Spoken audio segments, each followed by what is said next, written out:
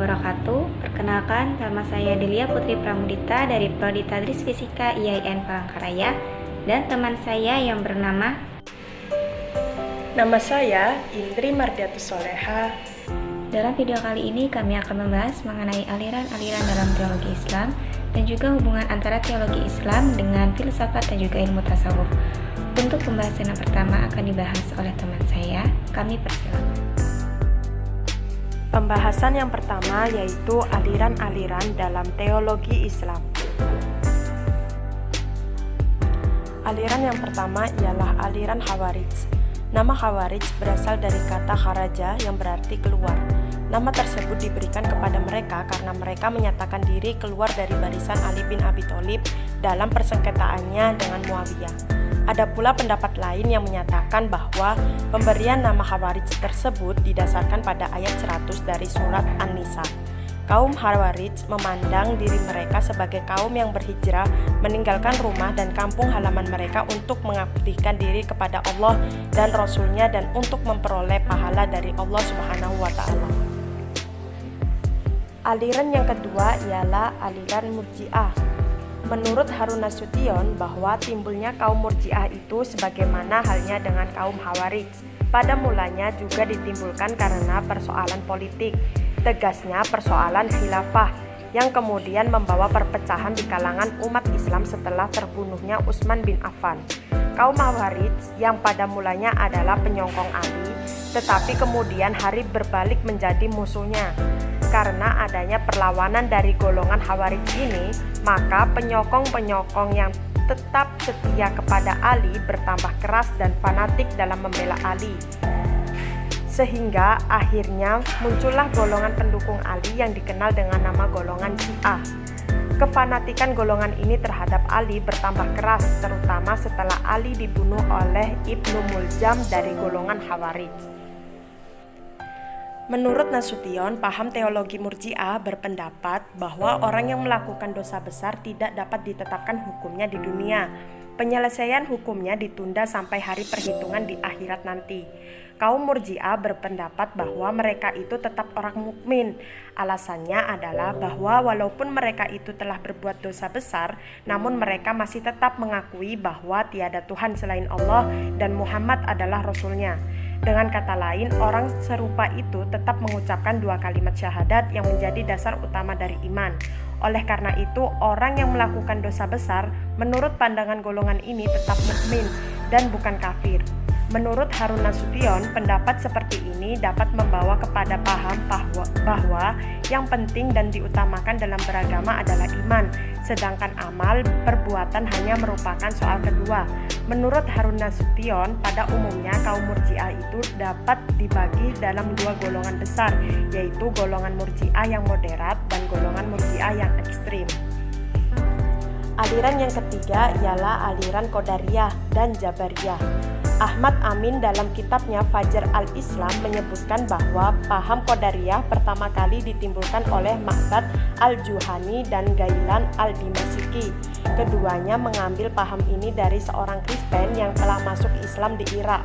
Pada waktu Ma'bad mati terbunuh dalam pertempuran melawan Al-Hallaj, maka Gailan terus menyebarkan paham Qadariyah tersebut di Damaskus, tetapi mendapat tantangan dari Khalifah Umar ibnu Al-Aziz. Akhirnya di zaman Hisham Abdul Al-Malik ia harus mengalami hukuman mati. Selanjutnya Ahmad Amin menyebutkan bahwa paham Jabariyah ditonjolkan pertama kali oleh Al-Jad ibnu Dirham, tetapi yang menyiarkan adalah Jaham ibnu Safwan dari Khurasan. Jaham adalah pendiri sekte Jahmiyah dari kalangan kaum Murji'ah yang dalam gerakannya menumayyah kekuasaan Bani Umayyah. Menurut paham Qadariyah dan Jabariyah, segala perbuatan manusia tidak merupakan sesuatu yang timbul dari kehendak dan kemauan sendiri, tetapi perbuatan yang dipaksakan atas dirinya. Kalau seseorang membunuh orang lain, maka perbuatan itu bukanlah terjadi atas kehendaknya sendiri, tetapi terjadi karena qada dan qadar Tuhanlah yang menghendaki demikian. Dengan kata lain, dia membunuh bukanlah atas kehendaknya sendiri, tetapi Tuhanlah yang memaksanya ia membunuh. Manusia dalam paham ini hanya merupakan wayang yang digerakkan oleh dalang. Manusia berbuat dan bergerak karena digerakkan oleh Tuhan. Tanpa gerak dari Tuhan, manusia tidak dapat berbuat apa-apa.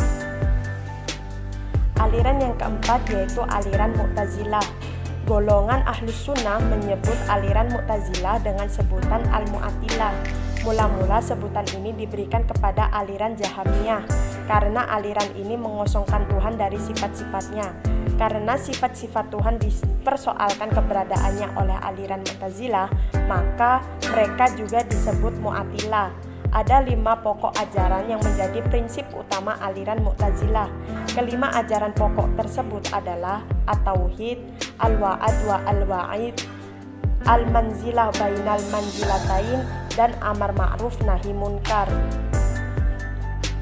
Kemudian aliran yang kelima yaitu aliran Asy'ariyah. Term ahli sunnah wal jamaah kelihatannya banyak dipakai setelah timbulnya aliran Asy'ariyah. Al-Asy'ari keluar dari golongan Mu'tazilah sekitar tahun 300 Hijriah dan selanjutnya membentuk aliran teologi yang dikenal dengan namanya sendiri yaitu Asy'ariyah. Abu Hasan Ali bin Ismail Al-Asy'ari lahir di Basrah tahun 260 Hijriah dan wafat di Baghdad tahun 324 Hijriah. Pada mulanya ia adalah murid Al-Jubai dan salah seorang yang terkemuka dari golongan Mu'tazilah. Akan tetapi setelah sekian tahun lamanya menjadi pengikut aliran Mu'tazilah, Al-Asy'ari meninggalkan aliran tersebut. Kemudian selanjutnya akan disampaikan oleh teman saya Delia.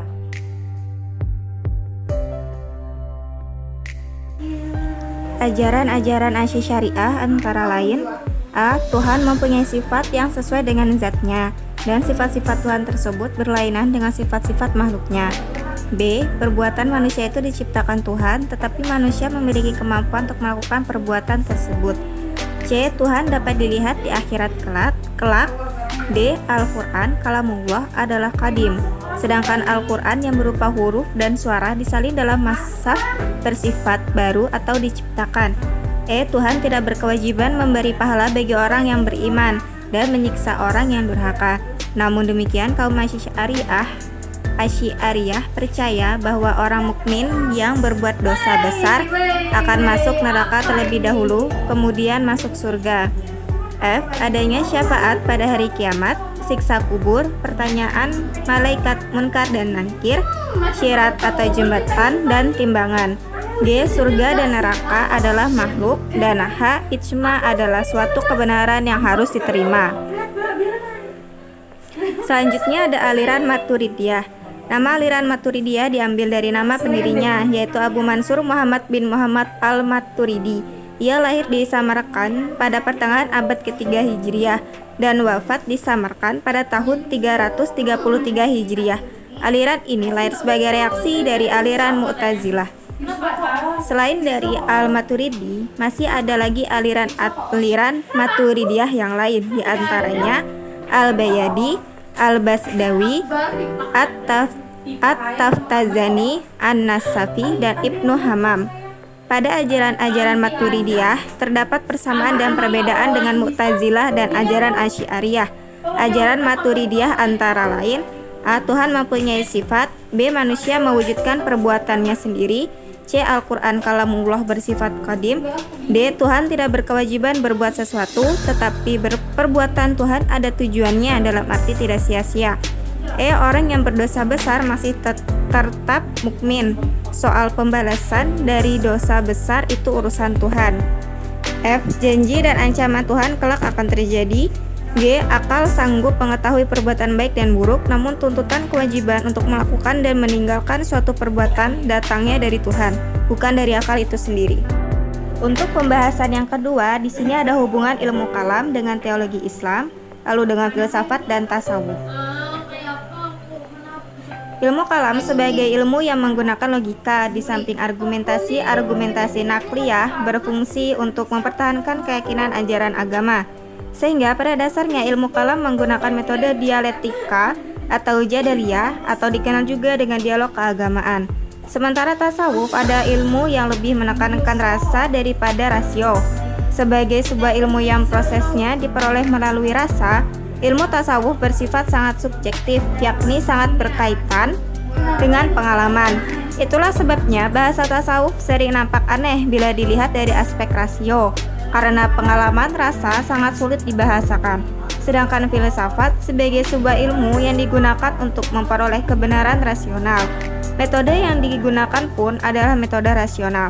Oleh karenanya, filsafat menghampiri kebenaran dengan cara menuangkan akal budi, sehingga secara radikal atau mengakar, integral atau menyeluruh, serta universal atau mengalam.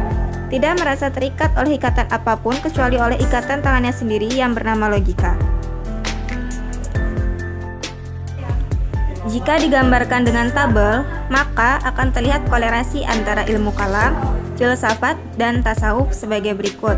Pembedanya, terdapat metodologi, dasar argumentasi atau pembuktian, pertumbuhan ilmu, manfaat aspek aksiologi.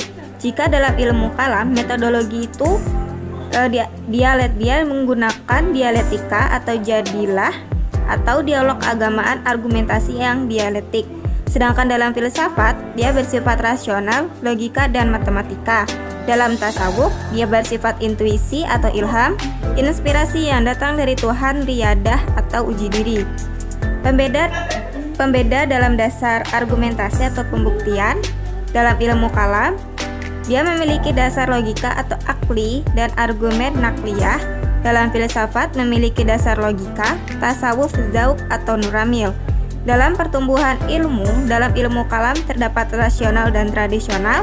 Di dalam filsafat terdapat sains atau kealaman, sosial dan humaniora, filsafat, klasik, pertengahan, dan modern. Dalam tasawuf terdapat praktis, sunni, akhlaki, teoritis, atau falsafi. Dalam pembeda manfaat aspek aksiologi, dalam ilmu kalam mengajak orang baru untuk mengenal rasio sebagai upaya mengenal Tuhan secara rasional. Sedangkan dalam filsafat mengajak kepada orang yang mempunyai rasio secara prima untuk mengenal Tuhan secara bebas. Di dalam tasawuf memberi kepuasan kepada orang yang telah melepaskan rasionya secara bebas karena tidak memperoleh apa yang ingin dicarinya. Untuk persamaan dapat dilihat dalam dua objek. Yang pertama ada objek kajian dan hasil kajian atau kebenaran. Dalam ilmu kalam memiliki objek kajian ketuhanan dan segala sesuatu yang berkaitan dengannya. Sedangkan di dalam filsafat memiliki objek kajian ketuhanan, alam, manusia, dan segala sesuatu yang ada yang dapat dipikirkan atau rasio. Sedangkan dalam tasawuf memiliki objek kajian yaitu Tuhan, yakni upaya-upaya pendekatan terhadapnya. Sedangkan dalam hasil kajian atau kebenaran, ilmu kalam memiliki spekulatif atau mencari kebenaran tentang Tuhan dan yang berkaitan dengannya. Sedangkan dalam filsafat memiliki spekulatif, menghampiri kebenaran tentang alam, manusia, dan Tuhan. Sedangkan dalam tasawuf memiliki huduri atau sulit dijustifikasi, menghampiri kebenaran melalui pengalaman spiritual menuju Tuhan. Demikian penjelasan dari kami. Apabila terdapat kesalahan kami mohon maaf. Sekiranya wassalamualaikum warahmatullahi wabarakatuh.